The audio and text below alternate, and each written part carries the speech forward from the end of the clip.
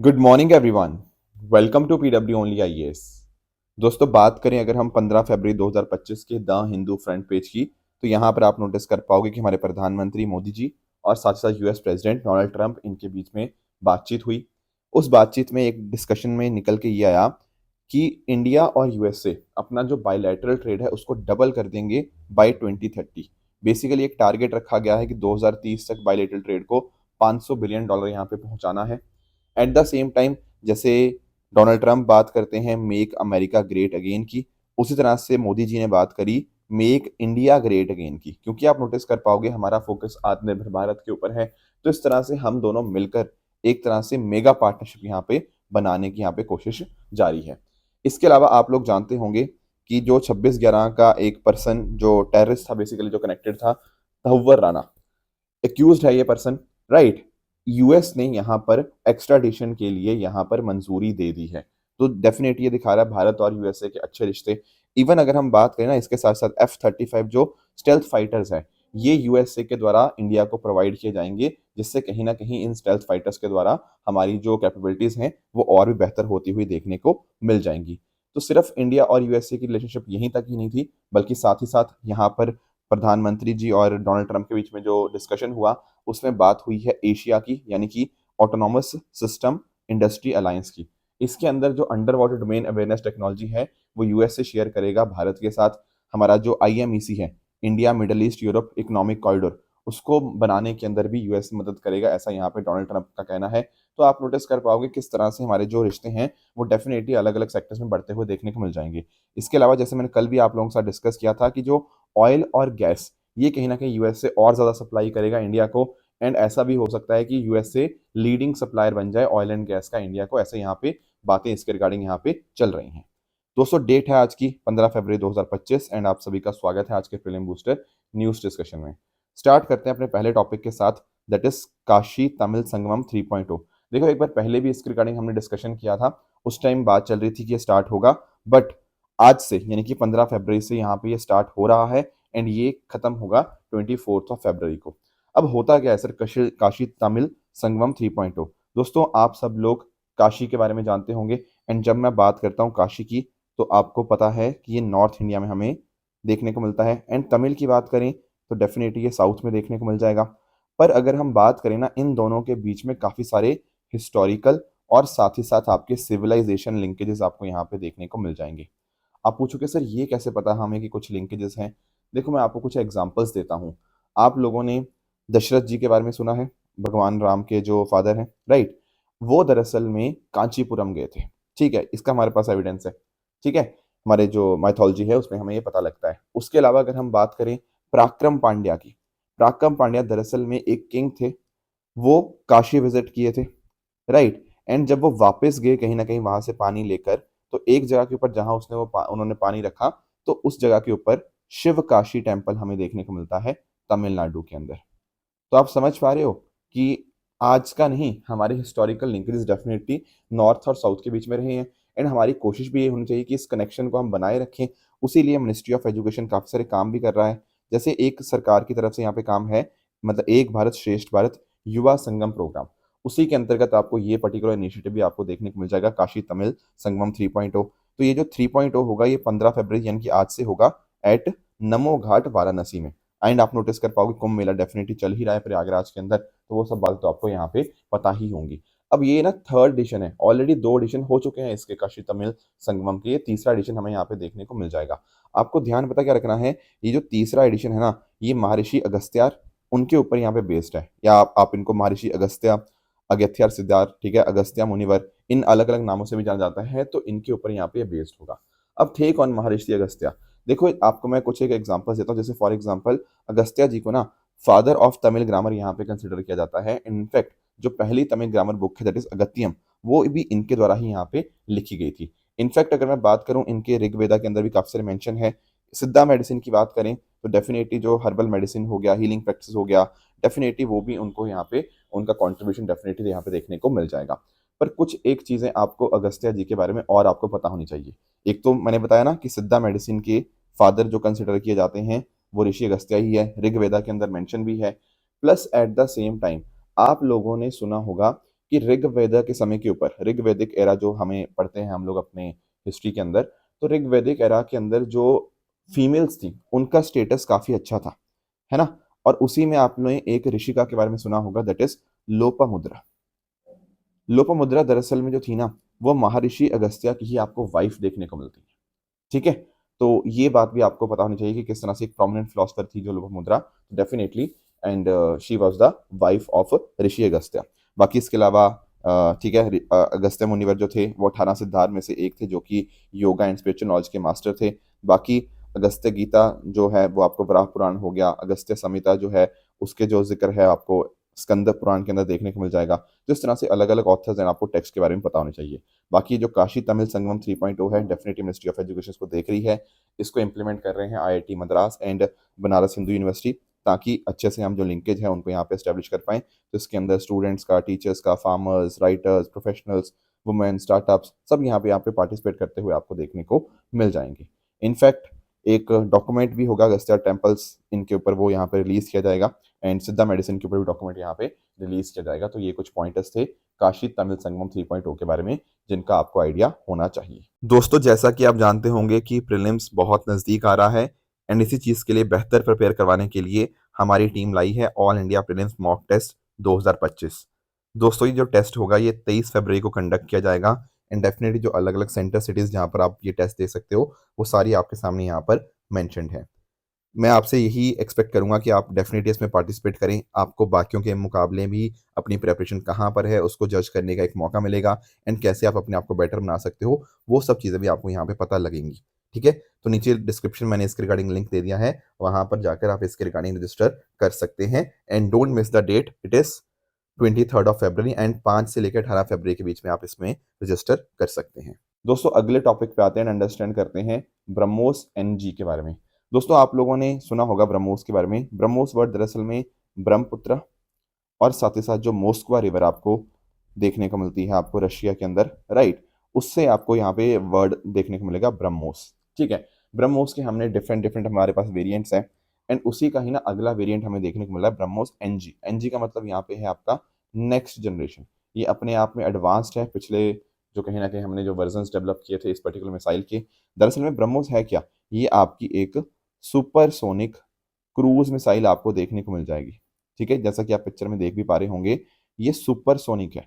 अब इन वर्ड्स का मीनिंग बहुत आसान है। देखो, क्रूज मिसाइल आप समझते हो, जिसको कहीं ना कहीं हम प्रॉपरली किसी भी डायरेक्शन में मुनेवर कर सकते हैं। जैसे आपकी बैलिस्टिक मिसाइल होती है, वो तो एक आपका जो पैराबोलिक या ट्रेजेक्ट्री है उसको फॉलो करती है, पर आपकी जो सुपरसोनिक है उसको हम अपने हिसाब से कहीं भी मूव अराउंड कर सकते हैं। तो ब्रह्मोस आपकी आपकी क्रूज मिसाइल देखने को मिल जाएगी। एंड जब मैं बात करता हूँ ना सुपरसोनिक की, तो ये भी आपको पता होगा, ये दरअसल हम थोड़ा सा इसको आप स्पीड के साथ यहाँ पे देखने की कोशिश करिएगा। एक्चुअली जब हम बात करते हैं ना स्पीड ऑफ साउंड की, तो स्पीड ऑफ साउंड जो होती है उसको हम बोलते हैं क्या, उसको हम बोलते हैं 1 मैक, राइट। तो जो ब्रह्मोस एनजी है ना उसकी स्पीड है 3.5 मैक तक आपको देखने को मिल जाएगा, यानी कि आप नोटिस कर पाओगे 3.5 times that of the speed of the sound, वो इतनी यहाँ पे इसकी स्पीड आपको ब्रह्मोस एनजी की देखने को मिल जाएगी। तो आप नोटिस कर पाओगे इसकी रेंज 290 किलोमीटर है, जो पिछले वर्जन में थी वैसे ही सिमिलर हमारी यहाँ पे रेंज आपको देखने को मिल जाएंगी। इसके अलावा अगर हम बात करें तो इंपॉर्टेंट बात आपको ये देखने को मिलेगी कि जो ब्रह्मोस एनजी है ना, इसको आपका सुखोई MKI जो फाइटर एयरक्राफ्ट है, एंड हमारा जो तेजस है लाइट कॉम्बैट एयरक्राफ्ट, उसके साथ यहाँ पे इसको फिट किया जा सकता है। क्योंकि एक्चुअल में ना ये पिछले वाले अपने जो प्रेडिसेसर्स हैं उससे काफी हद तक आपको स्लीक आपको देखने को मिल जाएगी, राइट। ये थोड़ी सी लाइट भी है as compared to previous, compact है क्योंकि इसका साइज हमने यहाँ पे कम किया है। तो ये कुछ बातें आपको यहाँ पे पता होनी चाहिए। बाकी इसमें रडार क्रॉस सेक्शन हो गया, ठीक है, सीकर हो गया, ये सब आपको यहाँ पे इसके अलग अलग फीचर्स देखने को मिल जाएंगे। इसके साथ ही आप यहाँ पे नोटिस कर पाओगे, इससे कहीं ना कहीं दिखाते हैं कि भारत की सुपरसोनिक क्रूज कैपेबिलिटीज काफ़ी बेहतर हैं, उसको भी एक तरह से पुश मिलता है। हम इन चीज़ों को एक्सपोर्ट भी करेंगे आगे फ्यूचर के अंदर। जैसे फिलीपींस ने ऑलरेडी 3 ब्रह्मोस मिसाइल बैटरीज हमने यहाँ पे उनको सप्लाई भी करी हैं। इनफैक्ट इंडोनेशिया भी यहाँ पे बातचीत चल रही है, उनके साथ भी African and West Asian countries का भी बातचीत चल रही है। तो आप नोटिस कर पाओगे इससे कहीं ना कहीं जो डिफेंस इंडस्ट्रियलाइजेशन है वो तो हो ही रहा है, plus at the same time हमारा एक्सपोर्ट पोटेंशियल भी यहाँ पे डेफिनेटली बूस्ट हो रहा है। आगे आते हैं दोस्तों अगले टॉपिक पे, भारत के पाम ऑयल इंपोर्ट्स के बारे में बात कर लेते हैं। एंड अच्छी बात यहाँ पे हमें देखने को मिल रही है कि इंडिया जो कि कहीं ना कहीं पाम ऑयल के रिगार्डिंग बहुत ज़्यादा डिपेंडेंट था इंपोर्ट्स के ऊपर, वो इंपोर्ट्स हमारे कम हुए हैं इस साल के अंदर आप जनवरी 2025 की बात करें तो पिछले साल के कंपैरिजन में 13 साल में सबसे कम नंबर हमें यहाँ पे देखने को मिला है। ये नंबर्स आपको उतने ध्यान में रखने की कोई ज़रूरत नहीं है, बट आप ये ध्यान रखिए कि भारत का जो इम्पोर्ट था ना पाम ऑयल का, वो कम हुआ है, इट हैज़ रिड्यूस्ड, तो that is a very good thing. अब थोड़ा सा पहले आपको पाम ऑयल के बारे में बताने की कोशिश करूँ। दरअसल मैंने जो पाम ऑयल का ट्री है, ये आपको नेटिव देखने को मिल जाएगा वेस्ट अफ्रीका का, ठीक है? ध्यान रखना वेस्ट अफ्रीका का ये नेटिव आपको है पाम ऑयल जो ट्री है। अब ये दुनिया भर में वेजिटेबल ऑयल जो इस्तेमाल होते हैं उनमें से one of the most important vegetable oil आपको पाम ऑयल ही देखने को मिलेगा। अब अलग अलग तरह के पाम ऑयल होते हैं, जैसे फॉर एग्जांपल एक होता है क्रूड पाम ऑयल, ये आपके फ्रूट पल्प से आप एक्सट्रैक्ट किया जाता है, ये कुकिंग हो गया, फूड प्रोसेसिंग के लिए इस्तेमाल करते हैं। एंड एक होता है पाम कर्नल ऑयल, ये सीड से निकलता है और इसको खाने में कम और कॉस्मेटिक्स, फार्मास्यूटिकल्स, इंडस्ट्रियल एप्लीकेशन उनमें ज़्यादा इस्तेमाल करते हैं, ठीक है? तो खाने वाला जो है ना वो ये है क्रूड पाम ऑयल, और जो आपका कॉस्मेटिक्स वगैरह के अंदर that is palm kernel oil. दोनों कलरलेस होते हैं, ऑयललेस होते हैं एंड टेस्टलेस भी हमें देखने को मिल जाएंगे। इंपॉर्टेंट बात आप ये देखना कि जो पाम ऑयल ट्री है ना वो नेटिव किस में था, that was native to West Africa. पर आज के समय के ऊपर जो मैक्सिमम इसकी प्रोडक्शन होती है वो आपको इंडोनेशिया और मलेशिया, ये दो देशों के अंदर देखने को मिल जाएगी। दुनिया भर की 85% ग्लोबल प्रोडक्शन यही दो कंट्रीज करते हैं, बाकी इसके अलावा Thailand, Colombia, Nigeria, PNG, Papua New Guinea, ठीक है? ये सब भी कुछ एक प्रोड्यूसर्स हमें एक देखने को मिल जाएंगे। अब आपके दिमाग में एक सवाल आ रहा होगा, सर क्या इंडिया बिल्कुल भी प्रोडक्शन नहीं करता पाम ऑयल की? अरे नहीं भाई, हमने पाम ऑयल की प्रोडक्शन हम बढ़ा रहे हैं। एंड आप नोटिस कर पाओगे आंध्र प्रदेश, तेलंगाना, केरला, ये 3 मेजर प्रोड्यूसिंग स्टेट्स हैं पाम ऑयल की भारत के अंदर। पर क्योंकि देखो उतना प्रोडक्शन तो हम नहीं कर पाते, तो इसलिए इंपोर्ट के ऊपर हम निर्भर हैं। पर हम कोशिश ये कर रहे हैं कि प्रोडक्शन बढ़ाते रहें ताकि जो इंपोर्ट डिपेंडेंसी है पाम ऑयल के ऊपर ये कम करी जा पाए। इनफैक्ट ना हमने 2021 के अंदर एक मिशन भी लॉन्च किया था, national mission on edible oil, oil palm, ठीक है? 2021 के अंदर ये लॉन्च हुआ था। इसका गोल यही था कि domestic oil oil palm cultivation हमने बढ़ानी है, इंपोर्ट के ऊपर रिडक्शन, आपकी डिपेंडेंस काफ़ी हद तक कम करनी है। एंड कोशिश ये है कि 2025-26 तक ना हमारा जो पाम ऑयल कल्टीवेशन एरिया है वो 10 लाख हेक्टेयर तक पहुंच जाए। This is our target. And इसमें ना खासकर हम फोकस हमारी जो नॉर्थ ईस्टर्न स्टेट्स है ना उनके ऊपर भी हम यहाँ पर कर रहे हैं। तो these are some of the points which you should remember. आगे आते हैं अगले टॉपिक पे, that is Indian origin cow sets Guinness world record. अब आप सोच रहे होंगे सर ऐसा क्या हो गया कि गिनीज वर्ल्ड रिकॉर्ड में नाम दर्ज हो गया? दोस्तों एक ना आपको यहाँ पे एक काउ देखने को मिलेगी, वियतना 19, ये अंगोल ब्रीड काउ है, अभी डिस्कस करेंगे इसके बारे में भी। इसको दरअसल में ना 41 करोड़ के अंदर बेचा गया है, 41 करोड़ रुपए के अंदर बेचा गया है ब्राजील के अंदर। अगर आप डॉलर्स की बात करें 4.82 मिलियन डॉलर, बिलियन नहीं मिलियन डॉलर्स के अंदर यहाँ पे बेचा गया है। आप सोच रहे हो एक गाय 41 करोड़ 41 करोड़ में बिक रही है ब्राजील के अंदर। तो ये जो दुनिया भर की काफ़ी एक्सपेंसिव गायें हैं, जैसे जापान का वैग्यू हो गया, इंडिया की ब्राह्मण ब्रीड हो गया, उससे भी ज़्यादा आपको ये देखने को मिलेगा। तो दुनिया का सबसे बड़ा वर्ल्ड रिकॉर्ड यहाँ पे सेट कर दिया गया है। अब थोड़ा सा इनके बारे में समझने की कोशिश करते हैं कि ये नाम कहाँ से आया इस ब्रीड का, बाकी सब चीज़ें थोड़ा सा अंडरस्टैंड करेंगे। तो दरअसल में ना मैं आपको थोड़ा सा एक्सप्लेन करता हूँ। ये जो आपके ये जो इंडियन रीजन की जो काऊ मैं आप बात करी, अंगोल कैटल ब्रीड्स की बात कर रहा था, ये दरअसल में ना आपको नंदौर डिस्ट्रिक्ट जो उसका ही पार्ट आपको देखने को मिलता था, प्रकाशम डिस्ट्रिक्ट, ठीक है? आंध्र प्रदेश के अंदर आपको ये देखने को मिलेगा। इसके आसपास के जो विलेजेस हैं, गुंटूर हो गया, मतलब विलेजेस, मतलब गुंटूर तो अपने आप में बहुत डिस्ट्रिक्ट है, उसके आसपास के जो विलेजेस हो गया ना, ये सब एरियाज आपको देखने को मिल जाएंगे, ठीक है? तो वहां पर इसको अंगोल कैटल ब्रीड के नाम से जाना था, या फिर कई बार इसको ना नेल्लौर ब्रीड भी यहाँ पे बोलते हैं, ठीक है? क्योंकि वो नेल्लौर नाम से ही यहाँ पे आया है। तो हिस्टोरिकली इनको एग्रीकल्चर, डेयरी, ब्रीडिंग पर्पसेस, है ना, डेफिनेटली लाइफ स्टॉक के अंदर इनका इस्तेमाल होता रहा है। अब खास बात पता क्या है, इनकी स्ट्रेंथ काफ़ी ज़्यादा है, डिजीज रेजिस्टेंट है, हीट टॉलरेंस है। मैं आपको थोड़ा समझाता हूँ यहाँ पे। जैसे फॉर एग्जांपल जो भी हार्श ट्रॉपिकल क्लाइमेट्स होते हैं, जैसे कई बार हमें नोटिस करने को मिलता है, जैसे ब्राजील के अंदर क्लाइमेट काफ़ी ज़्यादा कई बार हार्श हो जाता है, बहुत ज़्यादा गर्मी भी हो जाती है काफ़ी टाइम के ऊपर।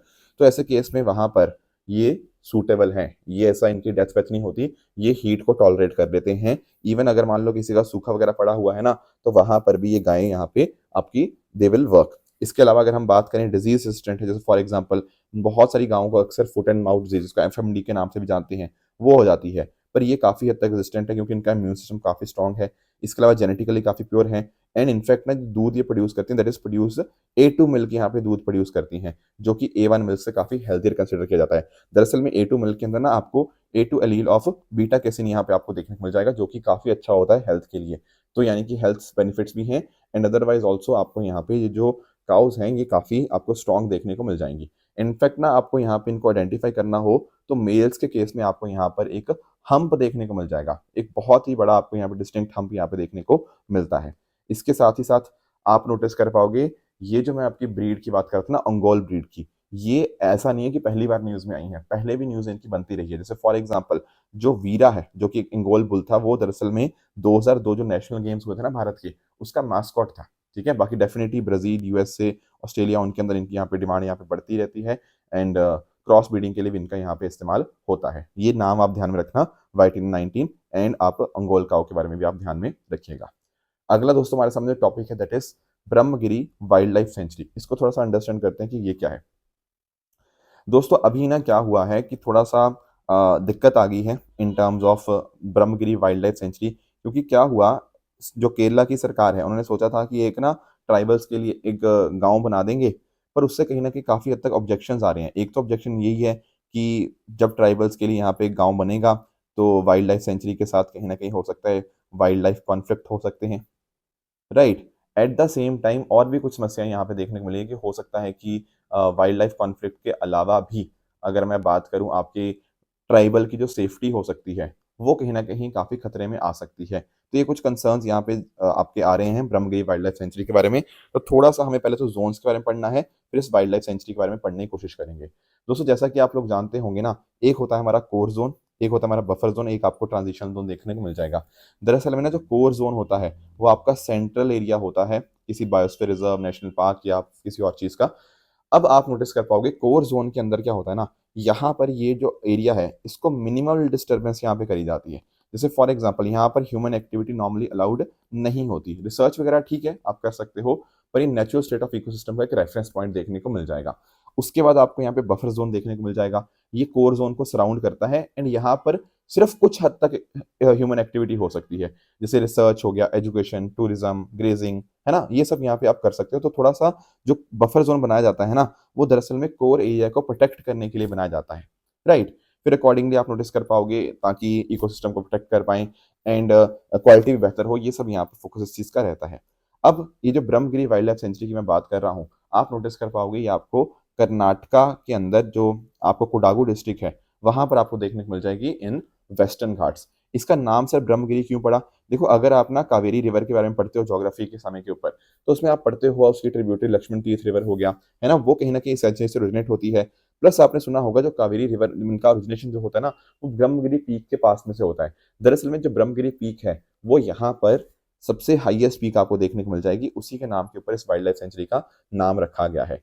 तो इसमें आप नोटिस कर पाओगे आपके एवरग्रीन हो गया, सेमी एवरग्रीन फॉरेस्ट हो गया, शोल फॉरेस्ट हो गया, बैम्बूस हो गया, ये सब देखने को मिल जाएंगे। इनफैक्ट आपके कॉफी एंड कार्डमम प्लांटेशन भी आपको यहाँ पे देखने को मिलती हैं।